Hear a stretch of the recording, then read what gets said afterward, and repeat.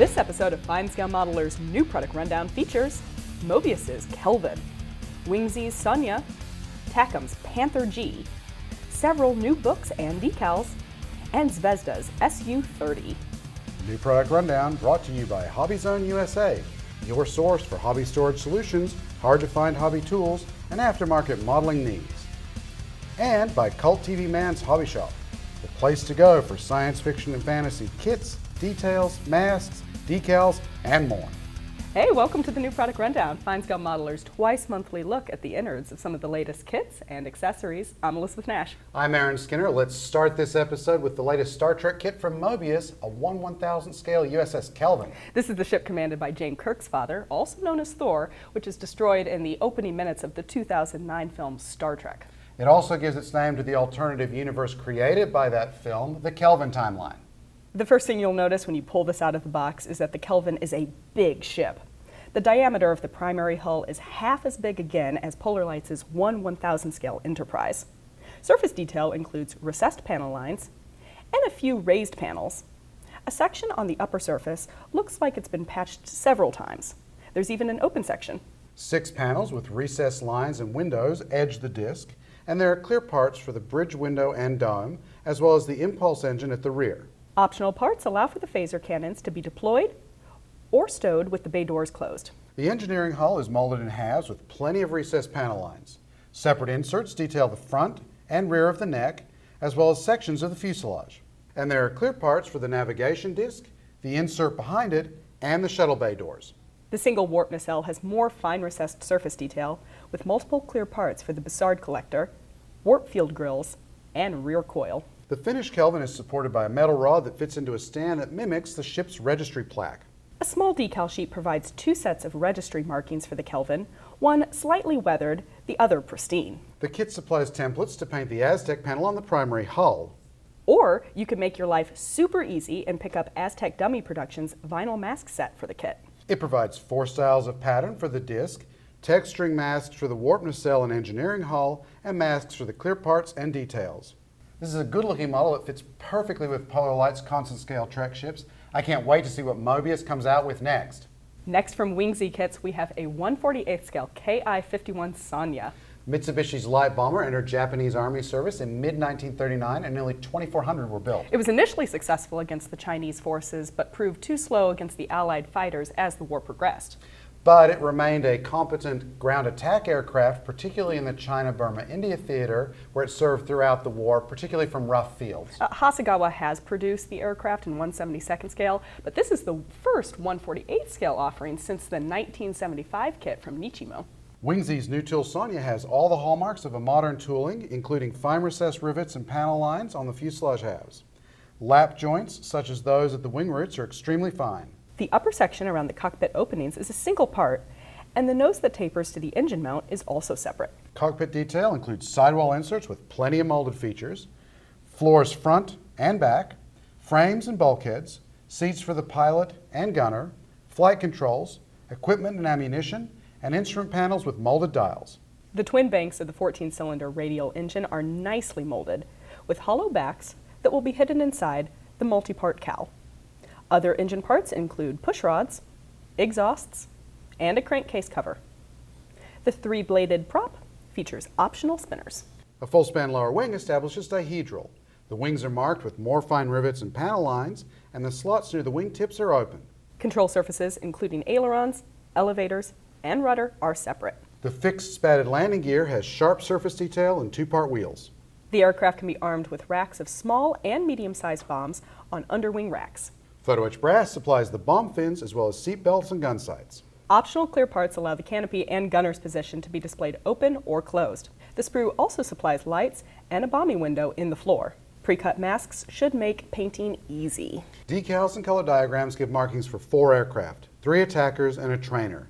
A couple are dressed in intricate camouflage. This is another nice kit from Wingsy that should be a welcome addition to any Japanese collection of aircraft. Takom continues to expand its range of Panther tanks, this time with the Panther Ausf G. Both kits include full interiors, like the manufacturer's earlier Panthers. One is the mid-production with steel wheels. But we're going to focus on the late production version, which includes infrared sights and armored covers for the engine intakes.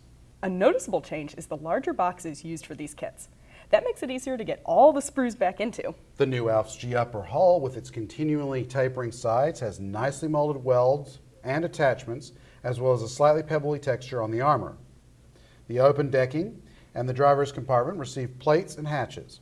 The lower hull builds from a belly, sides, fenders, and rear plate that gets filled with metal frames, torsion bars, engine with plumbing and wiring, in its compartment at the rear, including fuel tanks, and cooling system, transmission, and axle with brakes. The crew areas feature the fighting compartment floor, racks and boxes of rounds, seats, drive shafts, and more.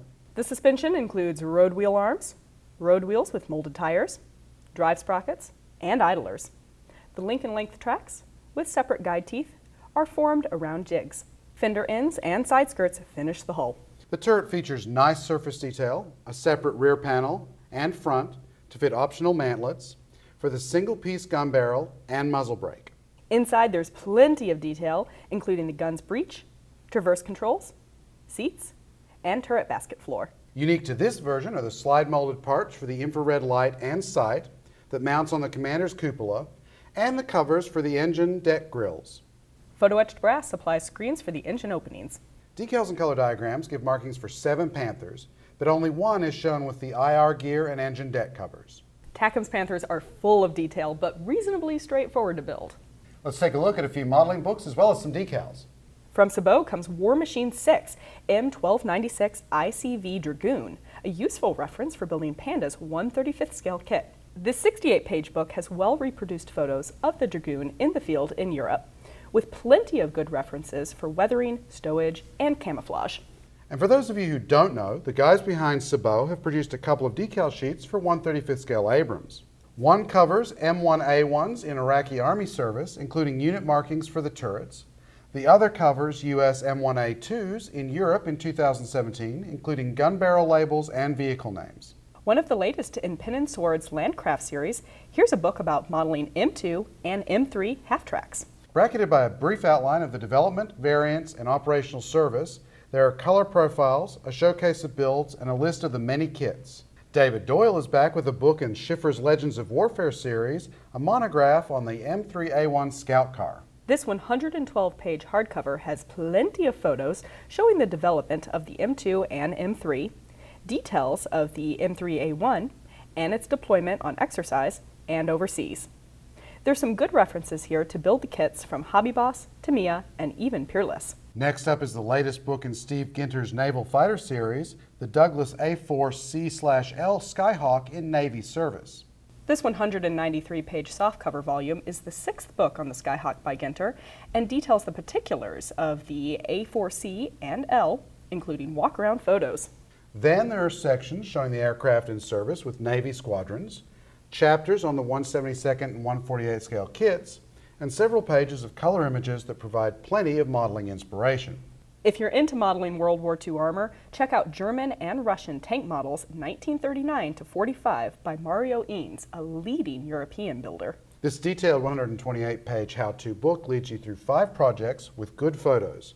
There's Dragon's Panther 1 Ausf a Tamiya T-3476, Easy Models 172nd scale Mouse, Bronco's 148th scale SU-152, and MiG Productions 135th scale Russian infantryman. There's plenty of hints, tips, and techniques here. Extra Decal offers a bunch of new decals for British fighters. In preparation for Airfix's upcoming 172nd scale kit, here's the HS Buccaneer S2 Collection Part 1.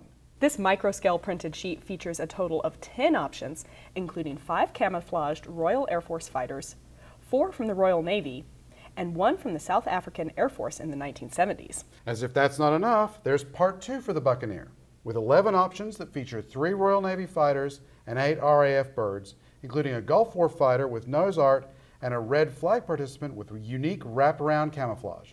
Royal Air Force Phantom fans have 4 sets to choose from, including FG-1, FGR-2 Part 1, with 4 options for fighters from 1973 to 1983. Part 2 has markings for 6 Phantoms, many in the later barley gray scheme of the 1980s. The Phantom Part 3 has 5 options, including a colorful option with gloss black tail and spine. The final set, Part 4, is a tour de force with 7 options, many for deployed Phantoms based in places like the Falklands, Northern Ireland, and Cyprus.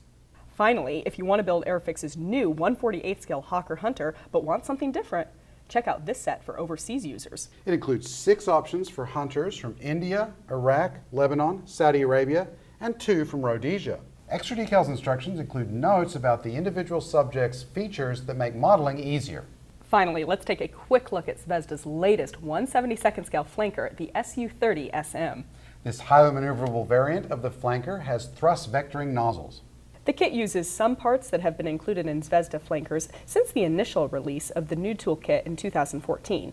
That includes the main landing gear, nose, and stabilators, and some of the weapons. New parts include the lower and upper fuselage halves with fine recessed panel lines and vents. The wings, with posable leading edge flaps, vertical stabilizers, and canards all have fine surface detail. The trailing flaps are also posable. The multi-part intakes have long tunnels, but it's the other end of the engines that make the difference, with optional parts to show the vectoring nozzles drooped as seen when the fighter is powered down. The cockpit comprises a tub, a pair of multi-part ejection seats, instrument panels, and even a pair of pilots. Extra weapons and wingtip pods are also included.